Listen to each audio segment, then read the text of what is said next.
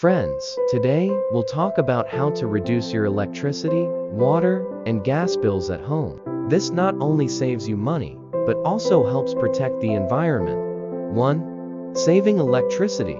Switch off unnecessary lights and fans. Use LED bulbs. They consume up to 80% less power than regular bulbs. Avoid opening the fridge door too often. Run your washing machine only with the full load to avoid wasting energy. 2. Saving water. Turn off the tap when not in use. Use a bucket instead of a shower when bathing. Fix any leaking taps or pipes immediately. Wash your car with a damp cloth or a pressure washer instead of running water. 3. Saving gas.